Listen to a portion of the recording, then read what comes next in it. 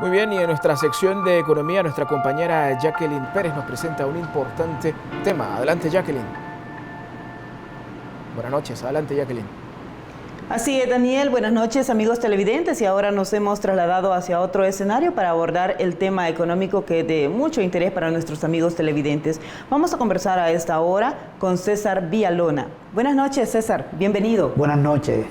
Vamos a conversar sobre este tema del salario mínimo que está en discusión en el Consejo Nacional del Salario Mínimo. ¿Cómo van las discusiones en la tripartita? Sí, muy bien. Esta semana comenzaron las audiencias, así le llamamos. Varias instituciones se presentaron a exponer.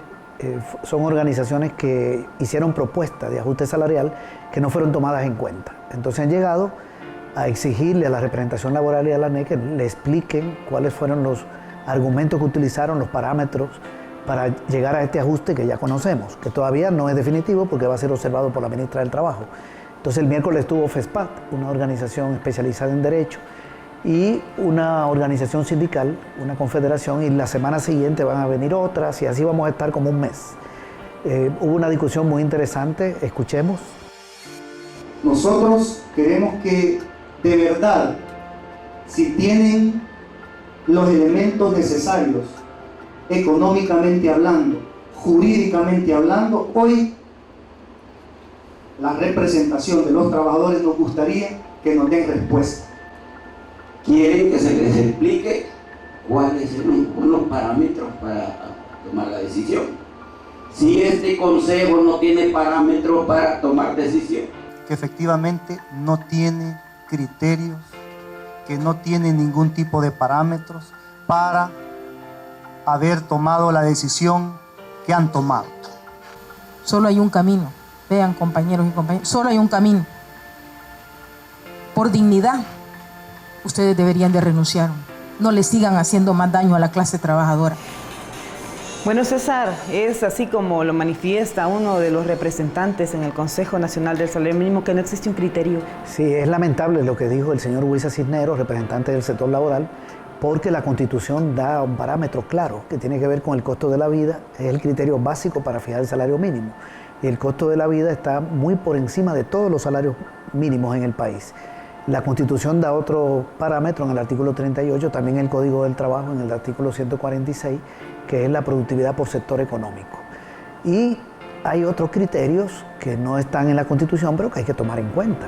No se extraña que la representación laboral apoye una propuesta de la ANEC sin saber lo que está aprobando, sin no tener criterio. Por ejemplo, hay que ver si un ajuste salarial va a afectar los costos de las empresas, si va a generar un proceso inflacionario que afecte también los costos de las empresas, si va a generar pérdida de competitividad de las empresas, porque las empresas del país compiten con las de otros países. El gobierno presentó información sobre todos esos temas, demostrando que no iba a tener esos impactos. Es decir, hay que analizar el impacto en la inversión, el impacto en el empleo, el impacto en el consumo de la población, que puede ser un mecanismo de reactivación de la economía, porque la gente con mejor salario compra más, las empresas venden más, tienen más ingresos, invierten más y generan más empleo. Hay muchos elementos. La propuesta del gobierno tiene 8 variables económicas y parte del estado de la economía y su tendencia, y sobre todo el marco constitucional. Lo que quiere decir el señor Huiza es que ellos aprobaron la propuesta de la ANEC sin ningún criterio. Y FESPA le dejó muy claro ahí que si esa propuesta llegase a aprobarse, puede haber demandas ante la Fiscalía, incluso por delito de cárcel de 2 a 4 años, porque lo que aprobarían no se ajusta al costo de la vida. Correcto. Y hablando siempre de los representantes laborales, pues se está pidiendo por parte de la clase trabajadora, de las organizaciones sociales también, que si es posible sustituirlos porque no se sienten representados. Correcto. Va a haber un proceso de elección porque a ellos se les venció el periodo. Lo que pasa es que el Ministerio del Trabajo no llamó a elección porque ha estado haciendo muchas cosas en materia de los sindicatos, de depuración, de análisis, etcétera. Pero va a haber un llamado a la elección de una nueva representación. Ojalá que salgan 2 personas que representen los intereses de la población trabajadora, porque con el gobierno se podrían poner de acuerdo en un buen ajuste. Ya sabemos que la ANEC no va a apoyar nada que beneficie a la población trabajadora. Muy bien, César, vamos a continuar dándole seguimiento a esta discusión que se encuentra en el Consejo Nacional del Salario Mínimo. Muy bien, muchas gracias. Encantado. Y con esto volvemos hasta los estudios. Adelante, Daniel. Muchísimas gracias, Jacqueline. Salúdame a César y deséale también un feliz fin de semana.